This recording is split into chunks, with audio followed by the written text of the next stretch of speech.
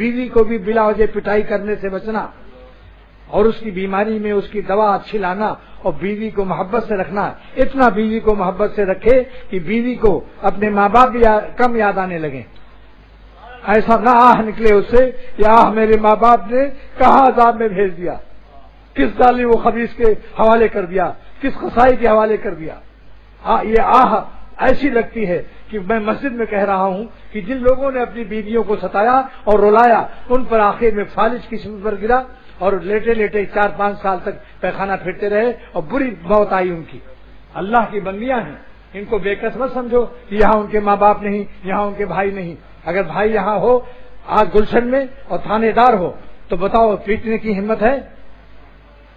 تھانے دار آ کے جیل میں لے کر ڈنڈے لگوائے گا کہ صبح اسپتال میں داخل ہونا پڑے گا. اپنی بیویوں کو بے قسمت سمجھو, اللہ دیکھ رہا ہے. اللہ اپنی بندیوں کے لیے سفارش نازل کی.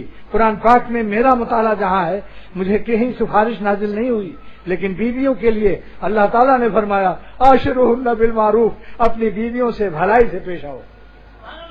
ان کی ایک خطا کو معاف کرنے کی برکت سے حکیم الامت نے فرمایا واز میں کہ ایک خطا معاف کی نمک تیز کرنے کو. قیام جب اللہ تعالیٰ اس کو موت آ گئی, خواب میں ایک بزرگ نے دیکھا اور پوچھا تیرا کیا معاملہ ہوا؟ اس نے کہا اللہ تعالیٰ نے مجھ سے فرمایا کہ تمہارے زندگی بھر کی خطاؤں کو معاف کرتا ہوں ایک نیکی کے بدلے میں کہ تم نے میری بندی اور اپنی بیوی کے نمک تیز کرنے کو معاف کر دیا تھا اور ڈنڈا نہیں اٹھایا تھا اور گالی نہیں دی تھی. آج میں دیکھتا ہوں ذرا سی بات میں بیویوں کو ستایا جاتا ہے, بے طرح پٹائی کرتے ہیں, سارا جنون نکالتے ہیں, لیکن جب دوسرا گنڈا ان کی پٹائی کرے گا اور عذاب آئے گا تب پتہ چلے گا کہ بے کس کو مارنے سے کیا ہوتا ہے. یاد رکھو مظلوم کی آہ سے بچو, مظلومین کی آہ رائگاں نہیں ہوتی. آج سے وعدہ کرو کہ اپنی بیویوں کو نہ ڈنڈا اٹھاؤ گے نہ تماشا مارو گے. نرمی سے لاؤ, بزرگوں کے پاس لے جاؤ, ان سمجھاؤ, ان کو محبت سے نرمی سے سمجھاؤ, لیکن اپنے حقوق میں کپڑا نہیں دھویا بھول گئی, تولیہ نہیں دھویا بھول گئی, کھانا پکانے میں حسب مرضی کچھ غلطی ہو گئی, دے دنادن پٹائی. یہ انسان نہیں ہے, یہ کتے سے بدتر ہے. بے کسوں کو مارنا کیونکہ اس کے ماں باپ دور ہیں, اس کے بھائی دور ہیں. آپ بتاؤ ایک بیوی سے لڑائی ہو رہی ہو اور شوہر پیٹ رہا ہو اور کہہ رہا ہو میں پاگل, تم نے آج مجھ کو پاگل کر دیا, اور اس کے اتنے میں 4 بھائی آ گئے, ایک تھانے دار, ایک ایس پی, ایک DIG اور ایک محمد علی قلعے.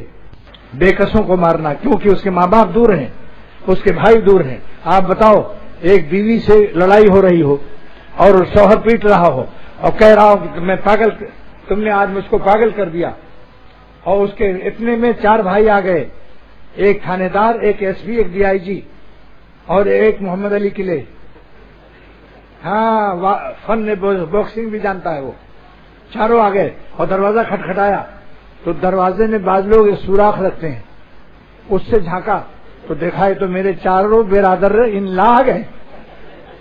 برادر ان لا نسبتی بھائی, اور تھانے دار بھی ہے, ایس پی بھی ہے, اور ایک DIG ہے, اور ایک محمد علی کے لیے باکسنگ ماسٹر ہے.